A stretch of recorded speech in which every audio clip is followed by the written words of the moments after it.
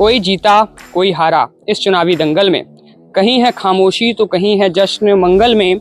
वादों की गूंज फिर से सुनाई दे रही है, अब देखना यह है कि हकीकत किस ओर जाएगी। नमस्कार, मैं हिमांशु स्वागत करता हूं हमारे इस मीडिया प्लेटफॉर्म कुछ में। जैसा कि आपको पता है, दिल्ली के चुनावी परिणाम आ चुके हैं। बीजेपी जो कि पिछले 27 वर्षों से वनवास में जी रही थी, सत्ता में वापसी कर चुकी है। और आम आदमी पार्टी की सरकार जो पिछले 11 वर्षों से दिल्ली में राज कर रही थी, फिलहाल गायब हो चुकी है, उसकी हार हो चुकी है। लेकिन यूँ कहें कि पूरी तरह से हार हो चुकी है तो वो सही नहीं होगा, क्योंकि वोट परसेंटेज के हिसाब से आम आदमी पार्टी कहीं ना कहीं अभी भी दिल्ली में अपनी सत्ता की वापसी आने वाले चुनाव में कर सकती है। लेकिन फिलहाल के लिए 48 सीटों के साथ बीजेपी सत्ता में आ चुकी है। आज की इस वीडियो में जो बीजेपी ने मैनिफेस्टो में अपने वादे करे हैं दिल्ली के लिए, वो उसको कैसे पूरा करेगी और वो क्या वादे हैं, उसके बारे में हम आपको आज जानकारी देने वाले हैं।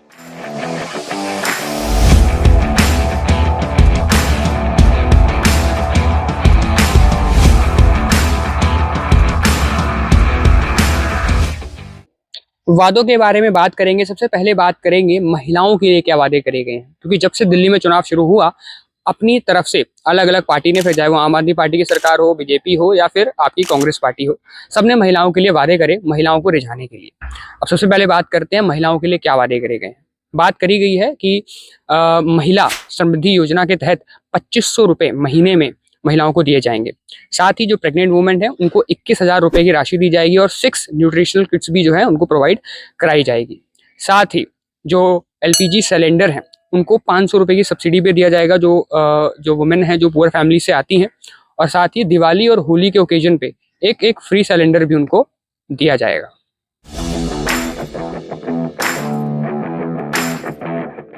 ये तो बात रही महिलाओं के बारे में। अब बात करते हैं कुछ और वादों के बारे में जो कि मैनिफेस्टो में बीजेपी के बात की गई थी। आयुष्मान भारत स्कीम जो कि सेंट्रल गवर्नमेंट की एक स्कीम है, जिसके तहत जो हेल्थ कवरेज है वो दी जाती है लोगों को, जो कि फिलहाल दिल्ली में लागू नहीं हो पाई थी, क्योंकि आम आदमी पार्टी की सरकार थी। क्या अनबन रही हमें नहीं पता, लेकिन फिलहाल वो लागू नहीं हो पाई थी। लेकिन कहा गया है कि फर्स्ट कैबिनेट मीटिंग में जो बीजेपी है उसको पास करेगी, जिसके तहत जो 5 लाख का आपका ट्रीटमेंट होगा वो सेंट्रल गवर्नमेंट की ओर से होगा। साथ ही जो स्टेट गवर्नमेंट है वो भी एडिशनल जो 5 लाख है वो भी आपको मतलब जो लोगों की ट्रीटमेंट होगी उसमें लगाएगी। अब बात करते हैं जो ओल्डर पीपल हैं उनके पेंशन स्कीम की क्या बात करी गई है। ऐसे लोग जो कि 60 से 70 के एज में आते हैं, उनको उनकी जो पेंशन स्कीम है वो 2000 से बढ़ाकर 2500 कर दी गई है महीने की। साथ ही ऐसे बूढ़े लोग जो कि 70 वर्षों से ज़्यादा उनकी एज है, उनकी जो पेंशन स्कीम है 2500 से 3000 तक की होगी, मतलब 3000 होगी, जिसमें दिव्यांग लोग भी आएंगे, विडोज भी आएंगे। तो ये उनकी तो पेंशन स्कीम्स की जो बात है वो करी गई है। साथ ही स्टूडेंट्स के बारे में बात करते हैं। विद्यार्थियों के लिए क्या क्या जो वादे हैं, क्या क्या जो प्रॉमिसेस हैं वो करे गए हैं। बात करी गई है ऐसे स्टूडेंट जो कि पुअर फैमिली से आते हैं, उनकी जो पूरी आपकी पढ़ाई होगी, एजुकेशन होगी फ्रॉम KG टू PG, अगर आप दिल्ली इंस्टीट्यूट में एडमिशन लेना चाहते हैं तो वो पूरी सरकार की ओर से कराई जाएगी। साथ ही अगर ऐसे स्टूडेंट जो किसी भी कॉम्पिटिटिव एग्जाम की तैयारी कर रहे हैं, उनको 1 टाइम फाइनेंशियल असिस्टेंट प्रोवाइड कराई जाएगी 15,000 रुपये की। साथ ही जो ट्रैवलिंग कॉस्ट होती है, एग्जामिनेशन सेंटर तक की जो फीस वगैरह होती है, वो सारी भी चीज़ें जो है गवर्नमेंट प्रोवाइड करेगी। और ऐसे स्टूडेंट जो कि SC कम्युनिटी से आते हैं, उनको BR अम्बेडकर स्टाइपेंड स्कीम के तहत 1000 रुपये महीने में दिए जाएंगे।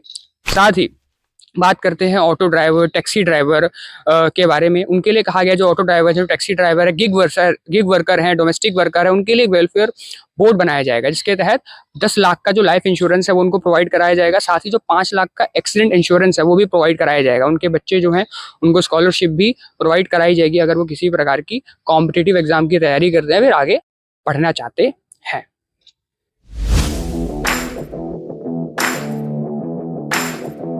अब ये तो रहे वादे जो मैंने आपको बताए अलग अलग वर्गों के लिए, महिलाओं के लिए, सीनियर सिटीजन्स के लिए, स्टूडेंट्स के लिए, वर्कर्स के लिए। अब बात करते हैं दिल्ली के वो प्रमुख मुद्दों के बारे में जो कि दिल्ली में काफ़ी पहले से चले आ रहे हैं, जिसकी वजह से कहीं ना कहीं आम आदमी पार्टी को हार का भी सामना करना पड़ा। जी हाँ, बात कर रहे हैं हम यमुना रिवर की। बात करते हैं उसके बारे में कि उसके बारे में बीजेपी ने अपने मैनिफेस्टो में क्या बात करी गई है। बात करी है कि यमुना जो रिवर फ्रंट है उसको एस्टेब्लिश किया जाएगा, जैसे कि साबरमती रिवर फ्रंट है।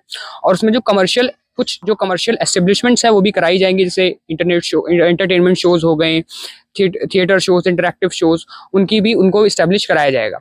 साथ ही जो यमुना कोष है उसको एस्टेब्लिश कराया जाएगा, जिसके तहत जो यमुना का पानी है उसको पुनर्जीवित किया जाएगा। और जो सीवेज ट्रीटमेंट है उसकी जो कैपेसिटी है उसको एक्सपेंड किया जाएगा 1000 MGD तक, और जो common effluent treatment plant capacity है उसको 220 MLD तक बढ़ाया जाएगा।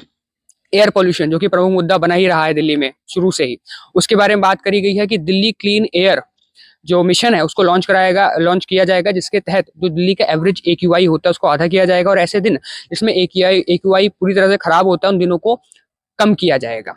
तो ये कुछ प्रमुख मुद्दे थे, कुछ मैनिफेस्टो में वादे करे गए थे बीजेपी ने जो करे हैं वो मैंने आपको बताए। फिर चाहे वो महिलाओं के लिए हो, अलग अलग वर्गों के लिए हो, और ये 3 प्रमुख मुद्दों के लिए हो। अब देखना ये है कि आने वाले 5 सालों में बीजेपी इन वादों को कैसे पूरा करती है। कहीं वो आम आदमी पार्टी की सरकार की तरह इन वादों को लेके और वादे करके और भूल तो नहीं जाती, क्योंकि अक्सर ऐसा ही देखा जाता है, लेकिन कह कुछ नहीं सकते, वो सरकार का काम है। अभी वादे करे हैं, अभी फिलहाल चुनाव हुआ ही है, तो अब देखना है कि वादे किस प्रकार से पूरे होते हैं। फिलहाल के लिए हमसे जुड़े रहिए, मेरे साथ कैमरामैन सारसा के साथ मैं हिमांशु। नमस्कार।